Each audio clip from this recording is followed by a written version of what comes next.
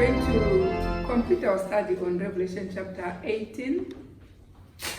And before we start Revelation 18, let's go to Testimonies to Ministers, page 110, first paragraph. When a point of doctrine that you do not understand comes to your attention, Yes. go to God on your knees, that you may understand what is truth.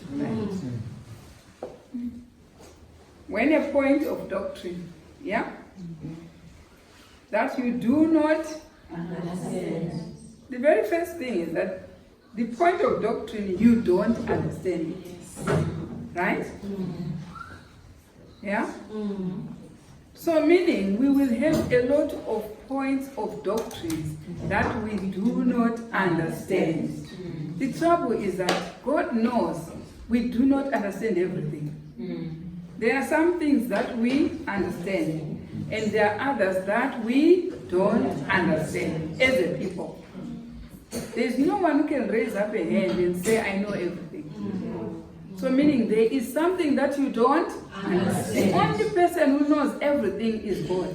Yes. So here it's saying, when a point of doctrine that you don't understand, comes to your attention, the only solution is go to God on your knees. Amen. Amen. We have a problem of people who start arguing before going on their knees to God. And these are the problem. These are the people who make the messages of God, who nullify them. They make them of non-effect because they do not go to God on their knees. Where do they go? They start arguing. They start bringing preconceived ideas. They start bringing egotism. All those effects are to make sure the messages from God are of non-effect. When a point of doctrine that you do not understand comes to your attention, go to God on your knees and what? That you may understand what is truth. When Christ was preaching, was he lying? No. But how many people were fighting his preaching? Amen. Now what else? While warning man to beware of accepting anything unless it is truth. This is a warning that comes from God. Do not accept anything. There is a warning. Beware of accepting anything unless it is truth. Do you know what is happening? People do not accept anything even when it is truth. The warning is don't accept anything unless it is truth. But some have taken it the other way around, of not accepting even the truth itself. While warning man to beware of accepting anything unless it is truth, we should also warn them not to imperil their souls by rejecting messages of light, but to press out of darkness by earnest study of the Word of God. While we want people not to accept anything, I've heard cries, do not accept, do not accept, do not. It's an incomplete cry. A complete cry says, do not accept anything unless it is truth. But also a warning says, do not imperil your life by rejecting the truth. There are two warnings there. Of not accepting anything unless it is truth. And another warning is, if it is truth, of imperiling your life by rejecting truth. Go to third paragraph for that same text. TM, Testimonies to Ministers, 110, page 110, third paragraph. If a brother is teaching error, those who are in responsible positions ought to know it. Right. If there is error, I've heard the so-called fashionable modern way. People just keep quiet. Of seeing what is truth, they just keep quiet. They don't even acknowledge it's truth. But the views show, the views in a video anyway, show you were listening. If the internet can record that you listened, what about God? When a brethren is teaching anything, you are supposed to listen to see if it is true. Yeah? We're in the middle of it, where it says we are all under obligation. We are all under obligation to God to understand what He sends us. Wait there. Did you hear? Yes. Whatever God is sending, whether it's by social media or by anyone preaching door to door or any tracts coming, you are obliged to understand what God is sending you. He has given directions by which we may test every doctrine, Right. to the law and to the testimony. Right? If they speak not according to this way, it is because there's no light in them. Do you know why modern methods are so increased of spreading the gospel? How do you spread the gospel? 1, social media. 2, by emails, WhatsApp, YouTube, Twitter, Instagram. All those are methods that God has what? Created. Why did He create those methods? Because the very places where we were going to look for messages, the message is being blocked. If you lock your doors and say, do not come into this place and preach your message, God will open social media. God will open Instagram, Twitter, WhatsApp, everything, so that nobody under heaven can block God's message. Amen. So many people will be saved by these other methods than being saved by the very churches. Do you know that? Huh? When Christ's message that Christ has been born, I can see that message never came through the church. Where did the message go through? The wise men herding cattle outside in the bush there. And the second time when Christ comes, it's the same. Instead of the bush, we have the social media. We have WhatsApp. We have Instagram. We have Twitter. That's all the avenues God has raised. Because man is naughty. Blocks the message. Read on. To the law. To the law and to the testimony. Right? If they speak not according to this way, it is because there's no light in them. Did you hear them saying, where do you worship? Did you see this text saying, where do you come from? Which church do you belong? Which division are you? Which one? Did it ask that? It says simply, to the law and to the testimony. That's your security. Our security is the law, not the names of the churches or the names of whatever. Our security is to the law and to the testimony. Because so many things have been emanating that if you do not speak according to so and so, who should nod his head and say you are correct? What should nod the head is the law and the testimony. Nobody else. So if I say, thou shalt not kill, check if it is in the Bible. If you can't find it in the Bible, check in the spirit of prophecy. If those two agree, you are safe.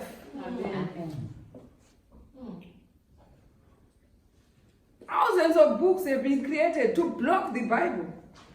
You say, this is your policy. What is your policy? It should have what is in the Bible.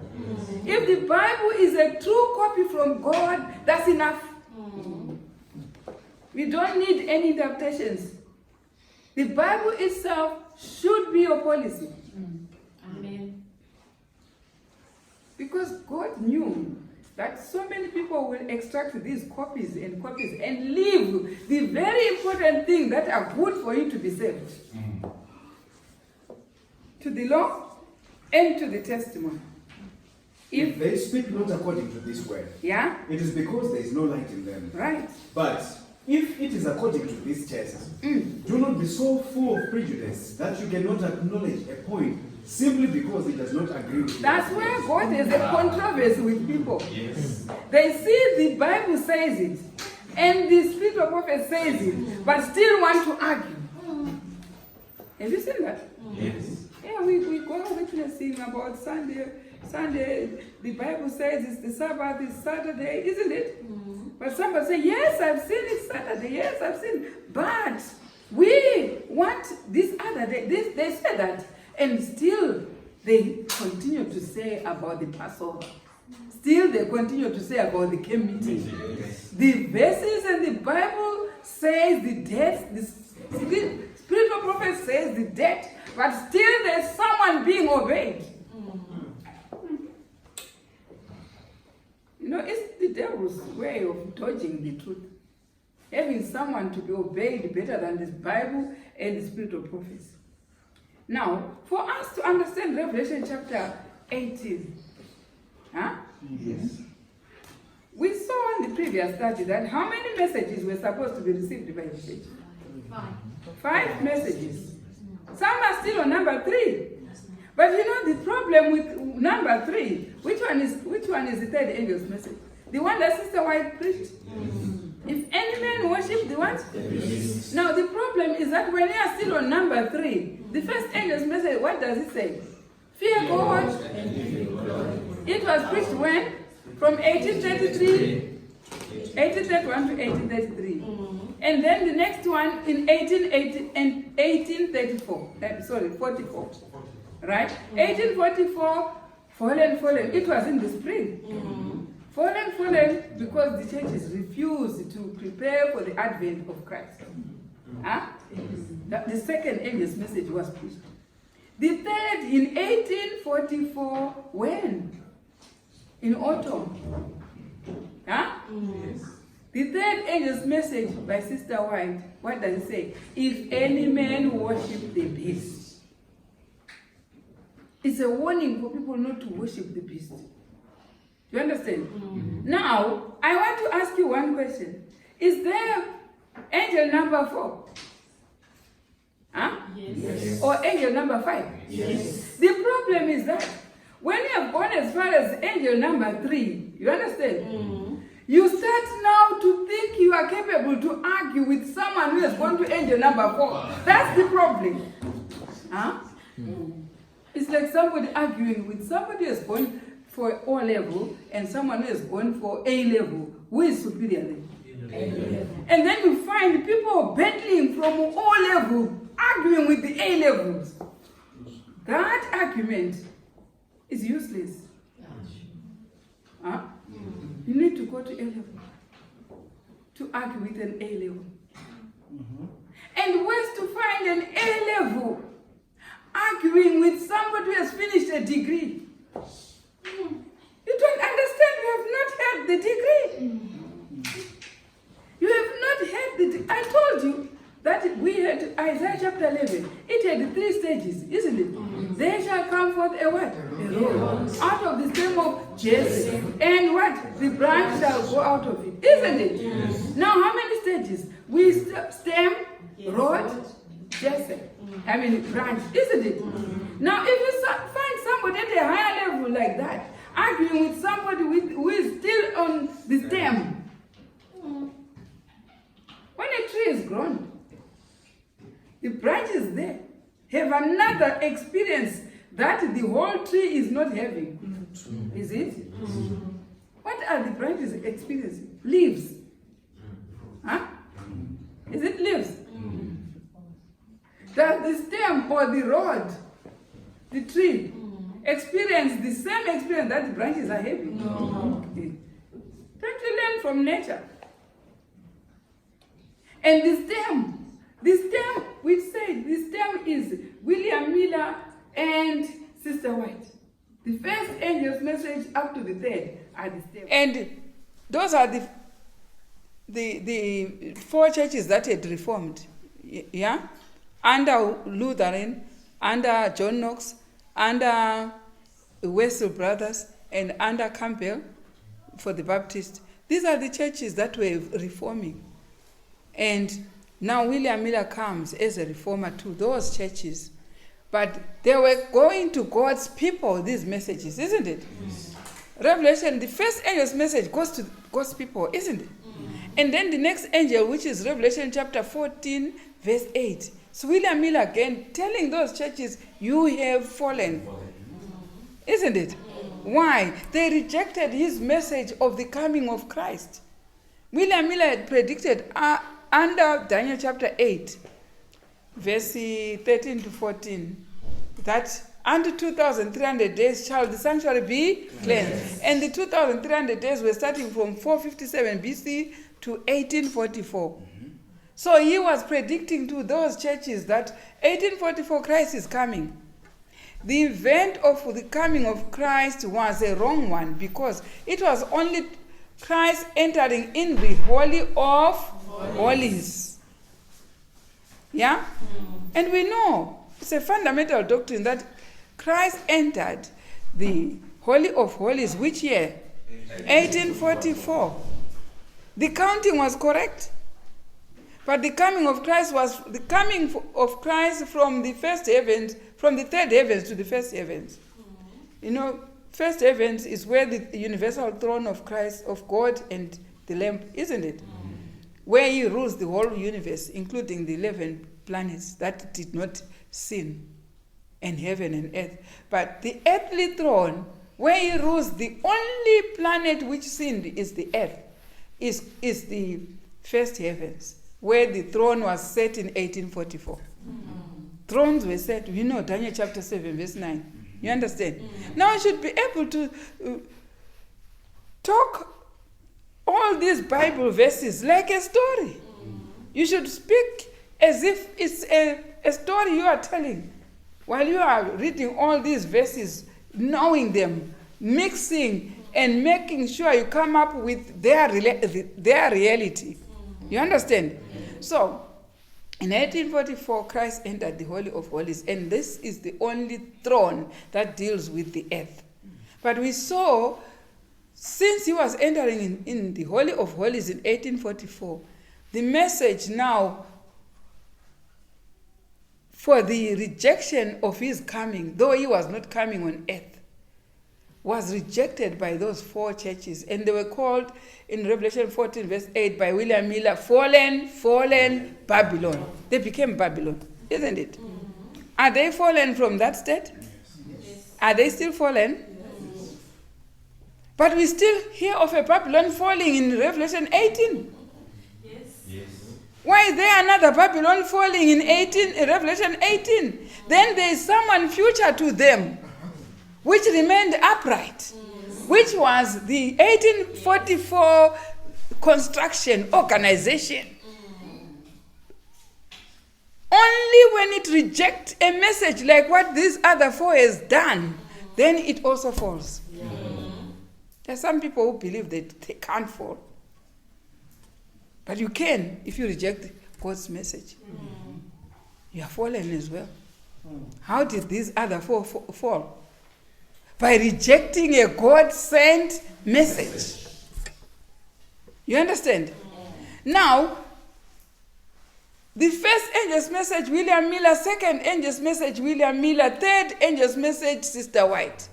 But I'm telling you, there are not only 3 angels' message. There's still 2 more to make them 5. Huh? Yes. Let's see if there are 5. Wait to the little flock. Just say WLF 10.5. All classes of Second Advent believers agree that the angel brought to view in the 6th and 7th verses of this chapter represents the Advent message. It's the 6th, Revelation 14, verse 6 and 7 is William Miller. Represents the Advent message. It was the Advent message. To the church and the world. It goes first to the church and next to the world. Right? If this is true, if that is true, then all 5 of the angels brought to view in this chapter represent 5 distinct messages prior to the Advent. Right? Or we are left without a rule to interpret this chapter. Right. Some will argue and say, because Word to the Little Flock was written by James White, so we can't take, we only want Mrs. White. You know what? Those are funny arguments of just trying to evade a point. Yes. Let's hear what Sister White says about her husband writing that. Yeah? Go to 1T, page 75. We have had so many arguments because we have one by W.C. White wrote B.I.O., isn't it? Yes. Someone will argue and say, oh, it's her son who wrote there. Listen, don't find hooks to hang your arguments. Now, let's hear what Sister White says about James White writing that. Was James White just writing something that has not been approved by Sister White? My husband. My husband would give a doctrinal discourse. Right? Then I would follow with an exhortation of considerable length. Do you see what, when James White was presenting, what Sister White did? She would follow when the husband is preaching. With an exhortation of considerable length. Right? Melting my way into the feelings of the congregation. Melting my way into what the congregation are listening to. Yes, my husband sowed. Right? And I watered the seed of truth. Do you see? And God did give the increase. Do you see? So who was working there? James White. And who? Ellen White. And who? God will increase. Yeah? Go again. 3T, page 502. So don't be fooled by someone saying, oh, it's James White who wrote this. We don't listen to it. They were together when James White was preaching. 502.2. Point 2. God has permitted the precious light of truth to shine upon his word. Upon James White, isn't it? Is Sister White approving? God has permitted the precious light of truth to shine upon his word. And illuminate the mind of my husband. Do you see what Sister White says about her husband? So there is no argument to say, James, the word to the little flock was presented by James White. There is no argument there. Otherwise, Sister White would have nullified what James White was saying. And what? He may reflect the rays of light, right? The presence of Jesus upon others by his preaching and writing. Do you see what he was doing? So James White and Sister White were together. So there is no argument there. Right. Go to 3T, page 85.2. He has also given my husband great light upon Bible subjects. Do you see what he had given? Do you see what God gave James White? He has also given my husband great light upon Bible subjects. Not for himself alone. Not for himself alone. But for others. Do you see? I saw that these things should be written and talked out. And that new light would continue to shine upon the word. Right. So we still talk about it. It's good to talk about it and preach about it. It has been approved by Sister White, who was there when James White was preaching. Yes. So James White says, all 5 angels are messages coming where? To the church. Otherwise, we are left with no rule to interpret those 5 angels. So meaning we have Revelation chapter 14, verse 6 to 7 as the first angel's message. Then Revelation chapter 14, verse 8 as a second angel. Revelation chapter 14, verse 9 as a third angel. Then we have Revelation chapter 14, verse 15 to 16. 14 to 16. Huh? Yes. As a what? Fourth angel. Let's go to Revelation chapter 14, verse 14. Verse 14. And I looked, and behold, a white cloud. And upon the cloud, one sat like unto the Son of Man, having on his head a golden crown, and in his hand a sharp sickle. Right. Do you see that there is an angel sitting on the cloud? Huh? What's the description of this angel? Start again, verse 14. And I looked, and behold, a white cloud. And upon the cloud, one sat like unto the Son of Man. Right. Having on his head a golden crown, and in his hand a sharp sickle. What's the description of this angel? Sitting as the Son of Man. Sitting as a Son of Man. Who is that? Are we sure Christ is bringing a message? Huh? We saw the angel which came to use William Miller, and twice, first and second angel. And then we saw the angel coming to you, Sister White. Now we are seeing another angel after Sister White.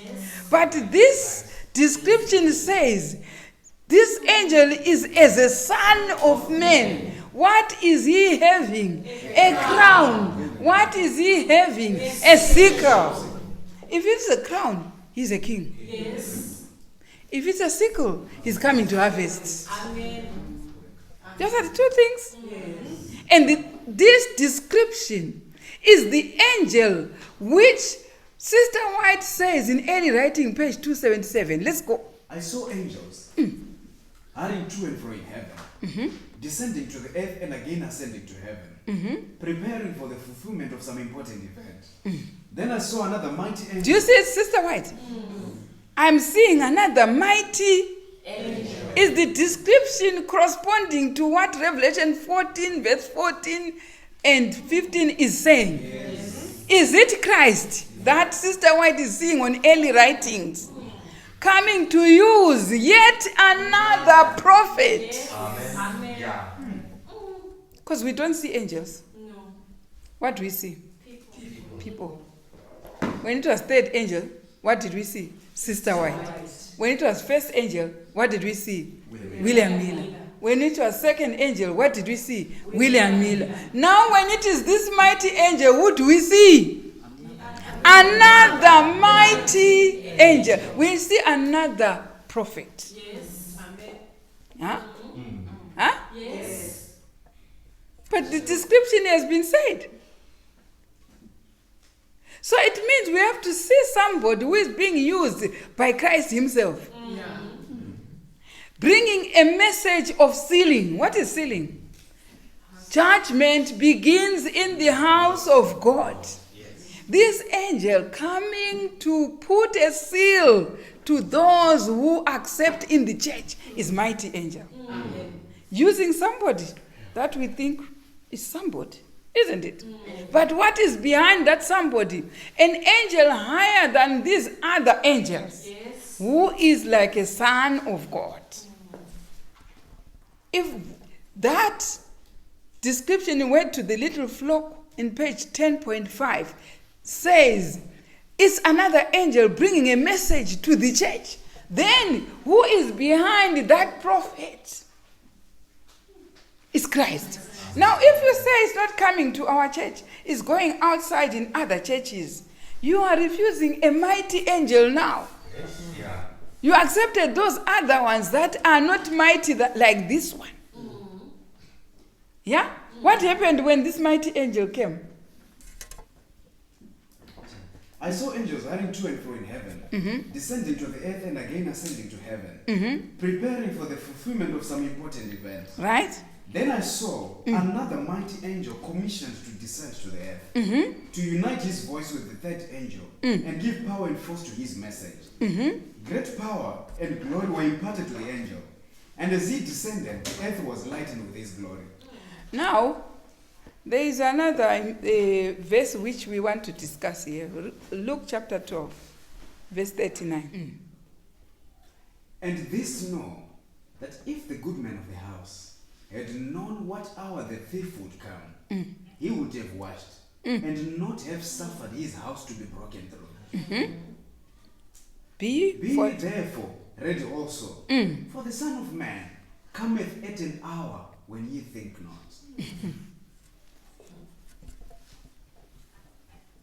You know when he entered in the Holy of Holies? He entered now to start what is called judgment, investigative judgment, which is in two phases. First for the dead, next for the living. Do you understand? Now for the dead, since 1844 when Sister White was preaching, the investigative judgment for the dead started. But there is still investigative judgment for the living, which was supposed to start after the investigative judgment for the dead. This coming of Christ, that beware, is coming as a thief. Are you with me? It's not the coming to take the saints. I've heard people referring to this verse and saying, Christ, nobody knows the day, because the coming of Christ in the clouds will be announced. It will be announced. We will know prior to coming. Is it true? Yes. Is it true? Yes. I want you to open from early writing, page 14, paragraph 1, at the end. Soon we heard the voice of God like many waters, Right? which gave us the day Right. and hour of Jesus coming. Right. Do you see the coming of Christ? We will know the day and the hour, isn't it? It's not coming as a thief. We will know. But this coming in Luke chapter 12, verse 39 and verse 40, we said, Be ye therefore ready. Also, for the Son of Man cometh an hour when ye think not. Is not the second coming of Christ. Because that second coming of Christ, we will know. You heard early writing, page 14, saying we will be told, isn't it? But which coming is this one, where we should be ready because we won't be told? Which one? Is the coming, is the investigative judgment of the living. Amen. For we know from 1844, he entered to do the investigative judgment for the dead. But when he precedes the investigative judgment of the living, nobody will know. You should be ready for it. Huh? That's Luke chapter 12. It's getting us ready for the investigative judgment for the living. For we will be judged before he appears in the cloud. Are we not being sealed? And what is the sealing? It's a judgment. Once you receive the seal of God, already you are for the book of life, isn't it? So it's this judgment where you receive the seal is the one that he gives a warning. Be ye ready. Huh?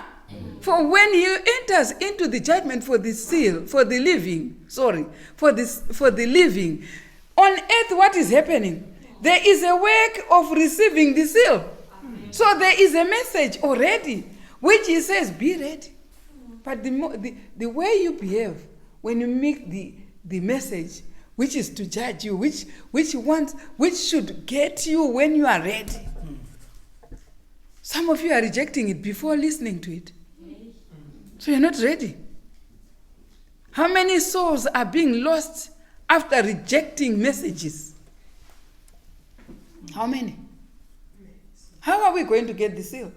By receiving a message. Is it? Yes. What is a seal? Settling. The settling into truth. Which truth? Someone is preaching that truth for sealing. Amen. Be ye ready. For you will be caught up when you are not ready. But not the coming of Christ. The coming of Christ, we will be told. Isn't it? Now, I gave you GC, Great Controversy, page 483. We want to see his coming as a thief. Is he really going to have two judgments, like the investigative judgment for the dead, which started in 1844? And is he still going to continue with the investigative judgment for the living? As the books of record are opened in the judgment, the lives of all who have believed on Jesus come in review before God. Right? Beginning with those who first lived upon the earth. Hang on. Who are those who lived on earth? The death of Abel. That's the first one to die, isn't it? What investigative judgment is that? For the dead. This is the one that begins. And Beginning with those who first lived upon the earth. right? Our advocate presents the cases of each successive generation. Do you see? And closes with the living. It closes with the living. Which one is the latest? The living. The investigative judgment for the living is the last one. This is the one that Luke chapter 12, verse 40 says, Be ye ready for the hour of your judgment. The hour the Son of Man comes into your life to judge your name. Let's read on. Every name is mentioned. Do you see when you come to the investigative judgment of the living? Every name is mentioned. When you are John, when you are Peter, you are mentioned by name. Whatever your name is, this is the investigative judgment of the living. While you are walking about, your name is being spoken of. Every name is mentioned. Every case closely investigated. Closely. What is being investigated? Did this person receive a message? Did you see a message on YouTube? On Facebook? On a tract? Did you read the Bible? Did you read about the coming of Christ? Did you prepare? Were you told what to do? Did you hearken to the voice? Right? Names are accepted. Right? Names are rejected. What makes that? Is the message which was given to you, and then you are scrutinized whether you received it or whether you rejected it, or whether I have seen people worrying about who is presenting. Like when you say, it's a woman. It's a woman. I won't bother a woman. Especially most people, they do not want to see a woman preaching, isn't it? Even Sister White didn't want. They didn't want to hear us preaching. Remember, I will give you a verse which says so.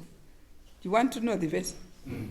The quotation where she was worried about being a woman.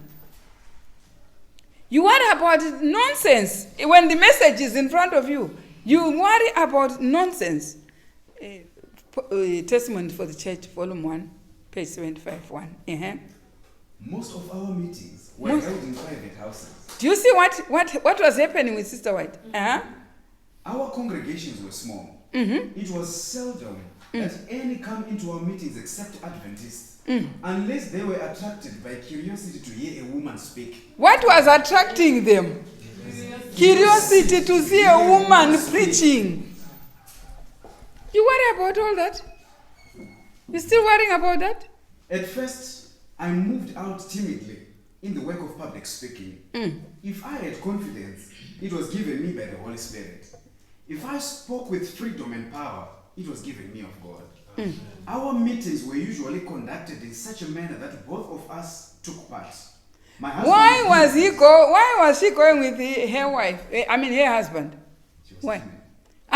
Why? So that the message is accepted. Why was she worried? Because if they saw a woman, they wouldn't accept the message. That's why Sister White was going along everywhere with her husband. It is known amongst our people. It is known amongst our people. They do not want a woman to preach. But not in other people. Other churches, they accept. But with Sister White, she had that problem. And if God is going to bring a message, if he sees that's where your catch is, he will bring a message with via a woman to test whether you want the message or you want the instrument. Yeah? That's Sister White had that problem. Let's hear more of that problem. My husband would give a doctrinal discourse, and then I would follow with an exhortation of considerable length. You see, there are times when she was just sitting and allow the husband to say out, so that she may please these people who had a narrow mind, which will say amen to a man and no amen to a woman. Amen to you see how hey. Now, if God knows that's what you think, will bring a message via a woman. Why was she doing that? All that tactics. Why? Because she knew the mentality of our people. What mentality do we have? Primitive mentality. That a woman should be kept pregnant and barefooted in the kitchen. That's a primitive mentality. Even the world doesn't do that. The world say equal rights. But that is a stumbling block in some people. And the message which God brings will bypass people. Yeah. Even in some places where I live, you see buses being driven by women. And then I said, amen, God. But in other places, it's just men only. You're still sexist. Huh? That this job is for a woman, this job is for a man. But in another place, the woman is driving a big bus, a lorry, woman. Yeah. What's wrong with that? Is there no clash? Or if these days it's even better, there's an auto. You just put the light on, the engine on, the key on, and the bus is going on its own. So what's wrong with that? What's wrong with that? Huh? When it needs turning, you just, huh? You think it needs a man, that one? No. It needs both men and women, isn't it? If they make a bus for men and women, what about preaching? Eh? Now, every name, GC, where you left. Mm-hmm. Every name is mentioned. Right. Every case closely investigated. Right. Names are accepted. Do you see? Names are rejected. That's why there is a warning in Luke chapter 12. Names are accepted. Names are rejected. When any have sins remaining upon the books of record, unrepented of and unforgiven, their names will be blotted out of the book of life. Right. And the record of their deeds will be erased from the book of life. Do you see what happens when Christ is in the Holy of Holies, in the phase of the judgment for the living? He says, beware, I come as a what? As a thief. It's not the coming on earth. The coming on earth, it doesn't come as a thief because you heard early writing, page 14, announcing his coming, isn't it?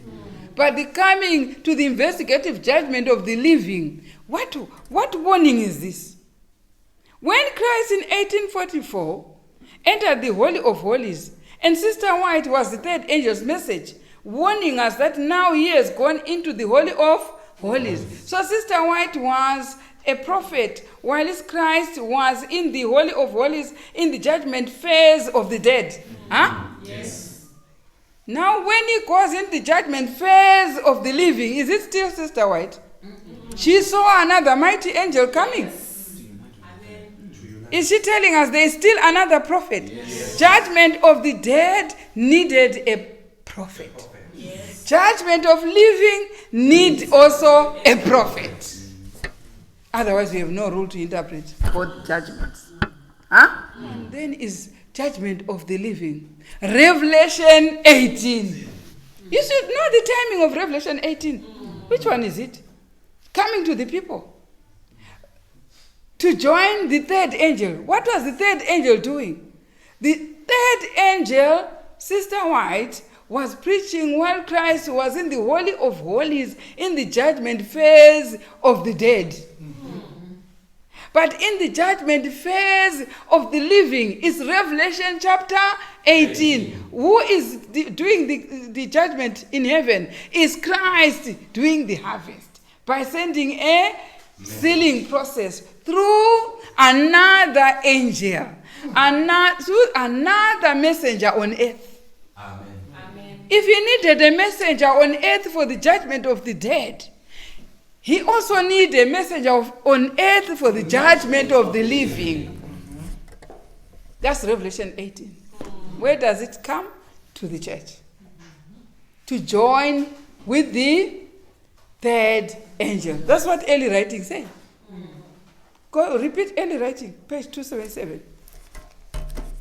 I saw angels hurrying to and fro in heaven, descending to the earth and again ascending to heaven, preparing for the fulfillment of some important event. Then I saw another mighty angel commissioned to descend to the earth, to unite his voice with the third angel, Right. and give power and force to his message. Right. Great power and glory were imparted to the angel as he descended. And as he descended, the earth was lightened with his glory. The light which attended this angel penetrated everywhere. And as he cried mightily with a strong voice, Babylon the great is fallen, and is become the habitation of devils, and the hold of every foul spirit, and the cage of every unclean and hateful bird. The message of the fall of Babylon, as given by the second angel, is repeated. Listen to that. What is being repeated? The message of the fall of Babylon. Now we saw in Revelation chapter 14 verse 8, William Miller preached to those four churches as a second angel's message. Huh? Yes. That second angel's message is being repeated in our time. After Christ goes in the Holy of Holies. Now, that's what Sister White is saying.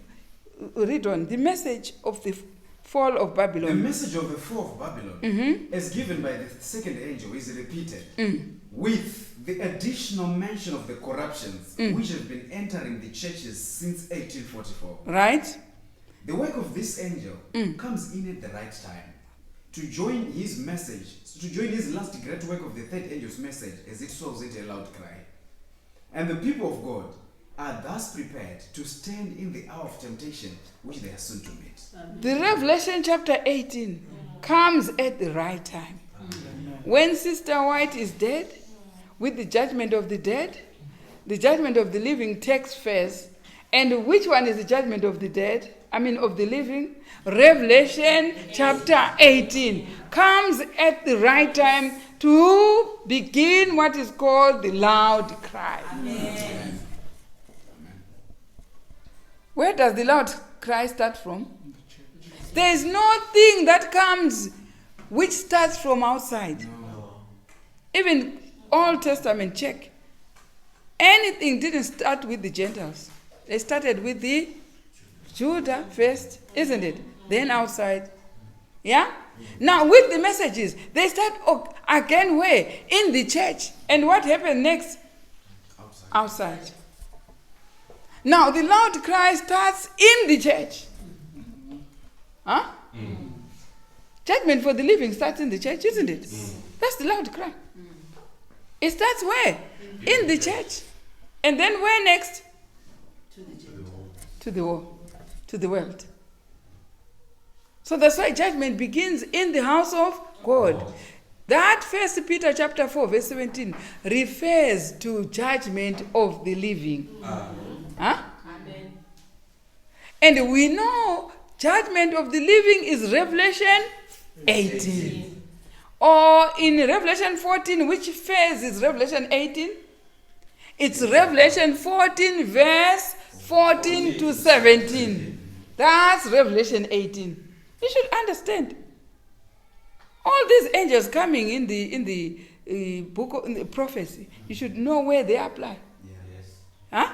Yes. You should know where this is the loud cry. Which one is it? Yeah? Let's go to 8T, page 252, second paragraph. The coming of Christ is nearer than when we first believed. Right? The great controversy is nearing its end. The judgments of God are in the land. Wait. Are they in the land? Yes. Jews do hear of disasters, of calamities, of people being killed everywhere. What does it warn us? The judgment of God are in the land. Huh? Are they in the land? They? The great controversy is nearing its end. The judgments of God are in the land. They speak in solemn warning, saying, "Be ye also ready, for in such an hour as ye think not, the Son of Man cometh." When you hear of disasters, what is the warning? Be ready. You understand? This is to shake your ears. Be ye ready, the Son of Man is coming. Yeah? Floods, tornadoes, hurricanes, all that is a warning from above. Be ready. Isn't it? Yes. Matthew chapter 24, verse 44. Where you were reading 80:252, go to third paragraph. But there are many. But there are many in our churches who know little of the real meaning of the truth for this time. Is it true? In our church? There are many in our churches who know little of the real meaning of the truth for this time. If you ask, what is the truth for this time? They mention the truth that was in the judgment of the dead. What was in the judgment of the dead? The Sabbath. When Sister White started in 1844, what was her message? The Sabbath. Change the Sabbath from Sunday to Sabbath. That's what was her message, isn't it? And when you ask somebody this time, in this period, will tell you that message. That is our message. but did not know that the message progresses to the judgment of the living. Or the 10 virgins, they all had one message, isn't it? They had the message of the Sabbath. Huh? But an additional light came to others, which 5 wise received, and the 5 foolish neglected. So some will have additional light, some don't. Now let's read on. I appeal. I appeal to them not to disregard the fulfilling of the signs and the times, which say so plainly that the end is near. Every sign. Go outside there. What are the signs of the coming of Christ? Tell me. You know, people don't know the signs of coming Christ. I've mentioned disasters, hurricanes, tornadoes, and everything. There's another sign. What's the sign? Nation rising against nation. That's the sign, isn't it? What about our children? Disobedient to parents. That's a sign. It's unfortunate if they are there, the children who disobey, they are fulfilling that sign anyway. And what about spiritual? What's the sign? The message for this time, for the end time, should be the message of the kingdom. Matthew 24, verse 14, you know that, isn't it? So when you hear about the feast and the statues being kept, it's a message of the end. Amen. We should know this. Many people do not know the message for this time, or even the condition of the world this time. Oh, how many? How many? We have sought their soul salvation. Will soon make the bitter lamentation. The harvest is past. The summer is ended. And we are not saved. Finish. I pray that you and I would be found in the book of life when the earth is coming to an end.